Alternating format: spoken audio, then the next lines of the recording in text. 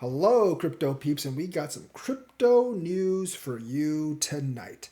We start off with Injective getting its biggest mainnet upgrade in a long time. It's called the Volon upgrade. This is from blog.injective.com. With the Volon upgrade, Injective enables the world's first native real asset infrastructure, enhances blockchain scalability, that's big, expands its interoperability, introduces novel burn capabilities alongside a myriad of groundbreaking enhancements, so it should make it more attractive to investors. Burning, obviously, reducing supply, scalability, more transactions, interoperability, working with other chains, and gaining liquidity. The Volan upgrade brings an unmatched L1 infrastructure for developers and institutions alike. In fact, the new Injective mainnet not only introduces a novel permission gateway for institutions, but also arrives on the same day that the much anticipated spot Bitcoin ETF goes live. It's probably not a coincidence. They probably timed this because they probably expect a spot Bitcoin ETF to blow up the market, which it hasn't yet, but it will as time goes on. So the list below will delve into a few of the major components of the mainnet upgrade, the first ever RWA module, RWA, Real World Assets Tokenization. Injective has introduced the world's first real world asset module. Now, I don't know if this is true, it's the world's first, but I'll give it to them. Offering a never before seen approach to creating and imagining permissioned assets with extensive customization options. Injective is the only blockchain to support a permissioning layer directly on its native chain, which retains capital efficiency for all users while adding compliant access points for financial institutions. The module enables both institutions to easily launch and access a variety of structured products and RWAs. These include unique offerings such as tokenized fiat pairs, treasury bills, and exclusive credit products accessible through compliant gateways. Additionally, the platform allows for the creation of tokens with tailored features, including specific allow lists that control asset access. So it's built for RWAs. This is very good because RWAs are going to be a big part of the bull run. Some of the largest Web3 institutions today, such as Braven Howard and Cumberland, back Injective. By utilizing Injective's RWA module, an institution can launch a permissioned asset while also having full control over the address that are able to interact with a specific asset. By doing so, the entity is able to meet their specific compliance needs while also being able to enter the on-chain world for the first time. This alone can help to finally unlock on-chain institutional adoption, which previously was not possible due to a lack of such a robust infrastructure stack. So it'll definitely help RWAs. And obviously, this is going to be very big as RWAs are going to look for blockchains to tokenize their billions of dollars. There's going to be interoperability expansion, and it introduces enhanced iteration of the Inter-Blockchain Communication Protocol, or the IBC protocol, of opening up direct interaction with Injective's Web3 financial modules, including its on-chain order book. This integration facilitates cross-chain transactions, encompassing advanced ordering routing swaps. And to illustrate, consider a scenario where a user wants to perform a cross-chain swap using DApp on another IBC email chain, such as Celestia. Through a user-friendly interface, the trader can seamlessly execute the cross-chain swap and route it through Injective's order book module to complete the swap, all without needing detailed knowledge of underlying processes.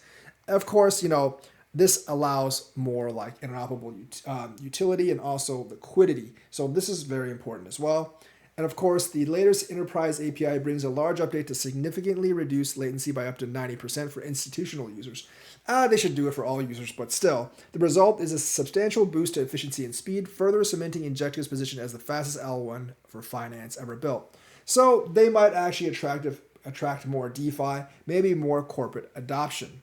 They have a new Oracle design and they have tokenomics optimizations. They also modified its on-chain inflation parameters, making the INJ token increasingly deflationary over time. Now, I'm not actually a huge fan of deflationary tokenomics. I've actually said this before. I prefer tokenomics where the supply just remains stable.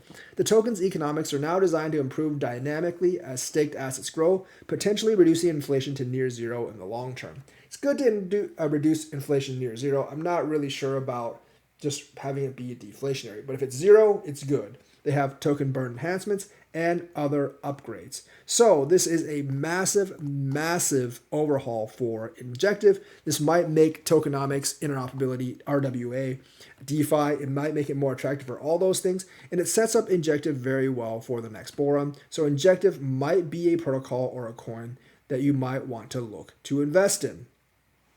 There is a big Ethereum debate right now because Vitalik has actually essentially wanted to increase the gas limit, which obviously does allow for more transactions. I think like he wanted to raise it 33%, to be raised to 40 million from the current 30 million. However, there would be drawbacks. Basically, one of the developers made a video why it would actually be difficult. It would actually increase the size of the blockchain state, and of course, it would actually make accessing historical data from the blockchain more slower. So it would make it faster in one sense, and it would make it slower in another sense. So there's a big debate over this right now.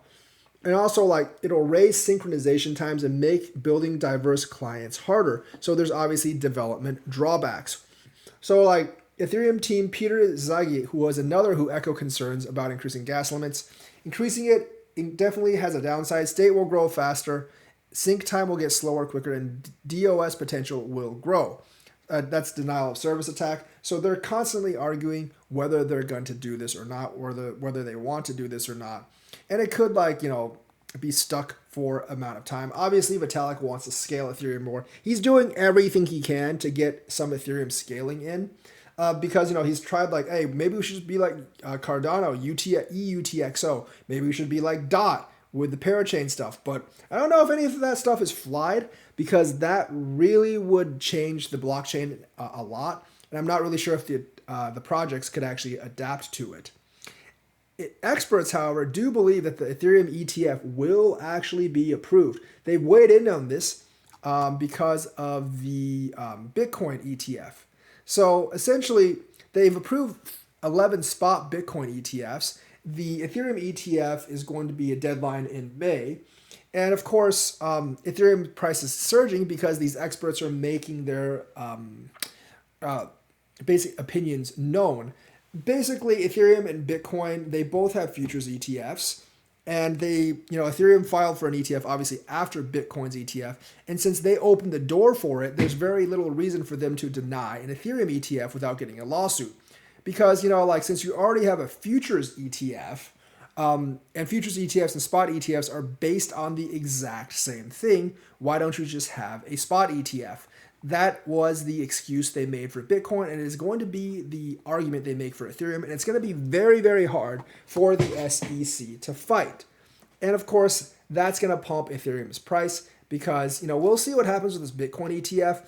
If Bitcoin starts really increasing over the coming weeks because institutions are buying in, people will expect the same for Ethereum and buy Ethereum up before that. So how Bitcoin actually performs over the next couple of weeks, I think, will determine if Ethereum pumps leading up to its ETF.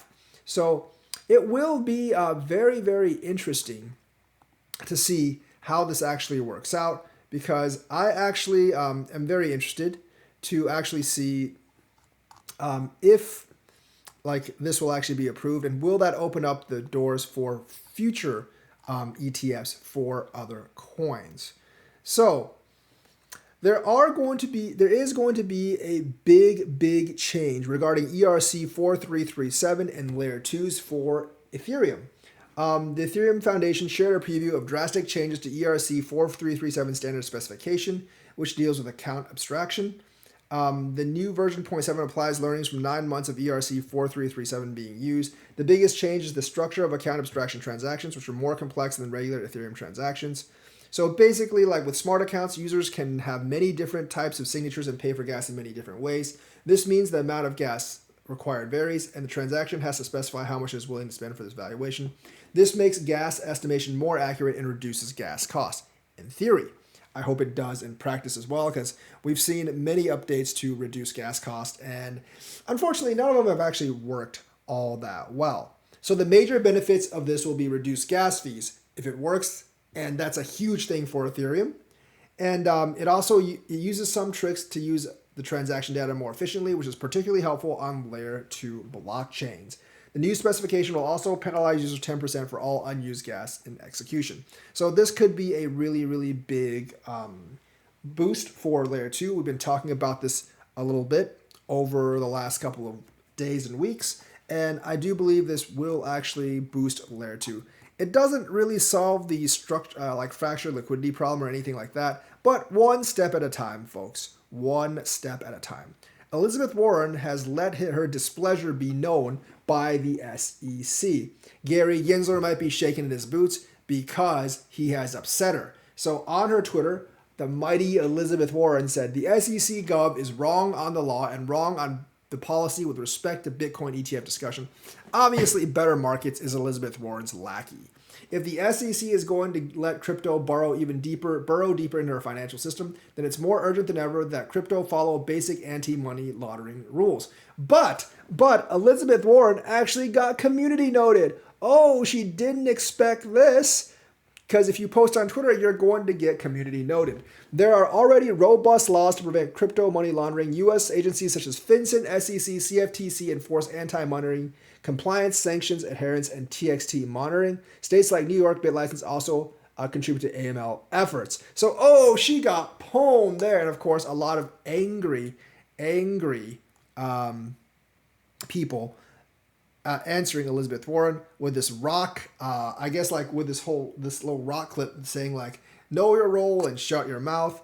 And of course, all this stuff does not bode well for her. And I think if the Democrats keep on being anti-crypto, it's going to hurt them in upcoming elections. So that's the news for today. Let me know what you think. Like and subscribe, hit that bell notifications button. Thank you and have a nice day.